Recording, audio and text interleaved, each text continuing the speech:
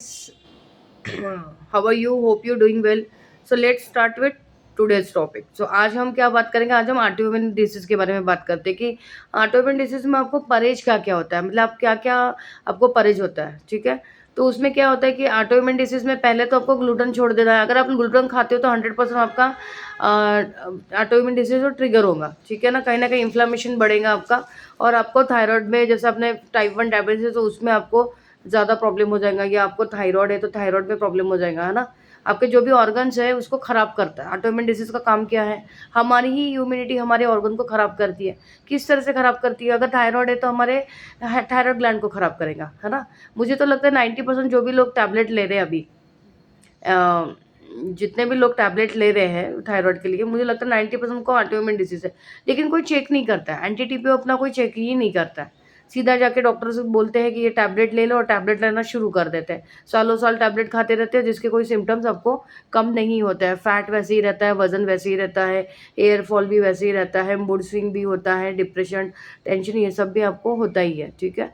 तो इसीलिए अपने एंटी टीपीओ पे ध्यान दो गाइस। जिनको भी थायराइड कम करना है, हाशिमोटो थायराइड जिनको भी है, ऑटोइम्यून डिसीज रिलेटेड मैं बता रही हूँ, तो आपको एंटी टीपीओ पे ध्यान देना है, ना ही कि आपको रूट कॉज पे जाना है कभी भी। ऐसे नहीं कि अपने थायराइड हो गया मुझे, डॉक्टर क्या करते हैं ना, एक्चुअली डॉक्टर का प्रॉब्लम क्या है, एलोपैथिक डॉक्टर का मैं बताती हूँ, वो रूट कॉज पे कभी भी नहीं जाते हैं। उनको ऑटोइम्यून डिसीज वगैरह समझ में आता ही नहीं है। वो क्या करेंगे, आपको क्या प्रॉब्लम हुई है उसको रेगुलेट करते हैं। उसमें भी उनका क्योर का कोई ऑप्शन नहीं है उनके पास में, सिर्फ वो रेगुलेट कर सकते हैं हमारी बॉडी को, हमको जिंदा रख सकते हैं, बाकी कर कुछ नहीं सकते वो। सालों साल थायराइड की टैबलेट खा लो, शुगर जिनको हुआ है सालों साल शुगर की टैबलेट दे दो, बीपी हुआ है तो बीपी की टैबलेट दे दो।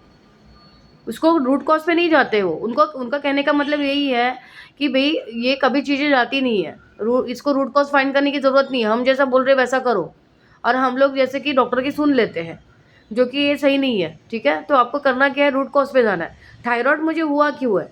अगर नॉर्मल थायराइड है तो वो भी आपका ठीक हो सकता है योगा प्राणायाम से। मैंने पहले भी बताया था, आप एंटी टीपी अगर आपके नॉर्मल है तो आप बिल्कुल रिस्क के बाहर हो, आपका थायराइड कभी भी जा सकता है। आपने थोड़ा सा उसको ना ग्लैंड को एक्टिव करना है, ठीक है। धने का पानी ले लिया, पिट्यूटरी ग्लैंड को एक्टिवेट करना है, शीर्षासन करने का कोशिश कीजिए, सर वाला व्यायाम कीजिए आप, ठीक है। स्ट्रेस लेवल कम लीजिए, या डाइट में थोड़ा सा चेंज कीजिए, कार्बोहाइड्रेट कुछ दिन के लिए चावल को हटा दीजिए, है ना। जिस जो भी आपको सूटेबल हो। थायराइड के लिए तो बहुत सारे ऑप्शन है, धने का पानी है।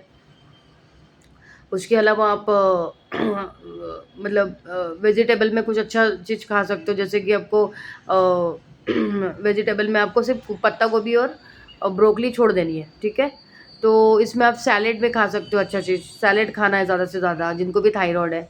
तो आप नॉर्मल वाले थायराइड को आप ठीक कर सकते हो, आयुर्वेदिक लेके देखो, उससे देखो आपके आपका बढ़ रहा है क्या, आयुर्वेदिक से रेगुलेट हो रहा है कि नहीं। किसी का तो धने के पानी से ही निकल गया है थायराइड, जिनको भी हाशिमोटो नहीं है। हाशिमोटो है तो फिर क्या करना है आपको, आपको एंटी टीपीओ पे ध्यान देना है। तो मैंने पहले भी बोला था आपको कि एंटी टीपीओ आपको कैसे कम करोगे, पंचकर्मा करके आपको एंटी टीपीओ कम करना है। हाँ, मतलब ऑटोइम्यून अगर आपका सपोज 1000 है, वो कैसे दिखाता है, शो होता है। एंटी टीपीओ अगर बहुत साल से आप टैबलेट ले रहे हो तो एंटी टीपीओ आपका कितना दिखाएगा, 1000 के ऊपर दिखाएगा। 2000 है, 3000 है, वो नहीं शो करेगा। 2000 के ऊपर तो लैब रिपोर्ट आता ही नहीं है। उससे ज़्यादा भी हो सकते हैं आपके एंटीबॉडीज़, ठीक है। तो वो ट्रिगर होते रहते हैं एंटीबॉडीज़ हमेशा। कुछ खाने से ऐसे कुछ साइड इफेक्ट होते हैं जो खाने से वो बढ़ते रहते हैं। ग्लूटेन खा लिया बढ़ गया, कुछ बाहर के टैबलेट ला रही, फॉरेन बॉडी समझ के वो अटैक करते रहते हैं आपके बॉडी पे।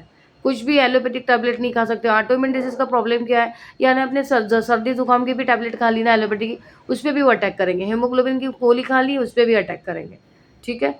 तो ये सब चीज़ें सिम्टम्स हैं ऑटोइम्यून डिसीज़ का। इसके अलावा तो आपको ये सब चीज़ें कम करनी है, ठीक है। तो करना क्या आपको, पंचकर्मा कीजिए और एंटी टीपी को कम कीजिए। पहले तो सोना बाथ ले लो आप, ठीक है, स्टीम और मसाज ले लो।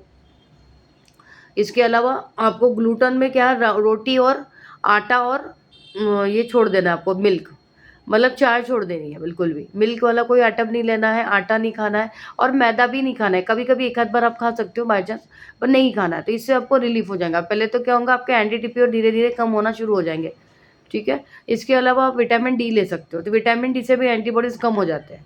तो हमको एंटीबॉडीज़ को एटलीस्ट क्यूर भी कर सकते हो आप, लेकिन 200 तक लाके रख सकते हो गाइस। 200 100 तक भी लाके रख सकते हो। अगर आपने ये सब चीज़ें छोड़ दी ना खाना, जो कि डाइट में ऑटोइम्यून डिसीज़ को नहीं चलता है, अगर वो चीज़ आपने खाना बंद कर दिया तो आपका ऑटोइम्यून धीरे-धीरे कम हो सकता है गाइस, ठीक है। तो ऐसे नहीं कि साल भर में आपने टैबलेट ही खा लेनी है, थायराइड की टैबलेट खाते रहनी है और सिम्पटम्स को फेस करते रहना है, ये सब नहीं करना है, ठीक है?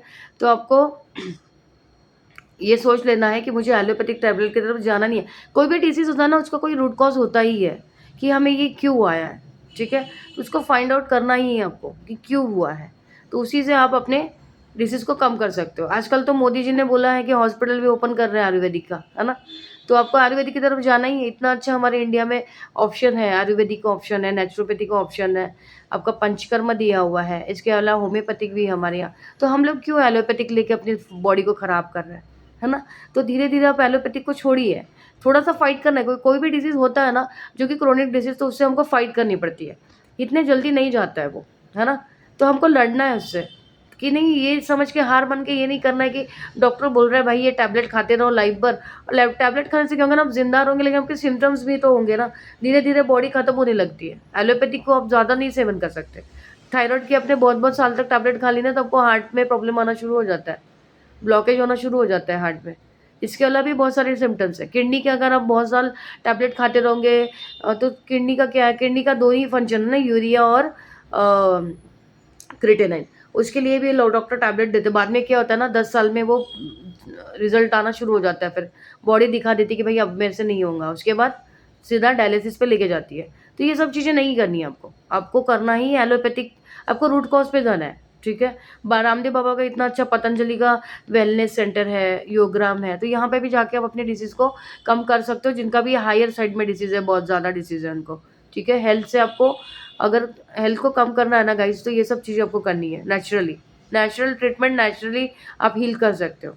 इसके अलावा ऑटोइम्यून डिसीज़ को क्योर करना बहुत मुश्किल है, लेकिन आप एंटी टीबी को कम कर सकते हो वो स्टीम और मसाज लेके, ठीक है? और मैंने बताया था उसमें आप विटामिन डी और ओमेगा 3 आपको लेना ही है, ठीक है गाइज़?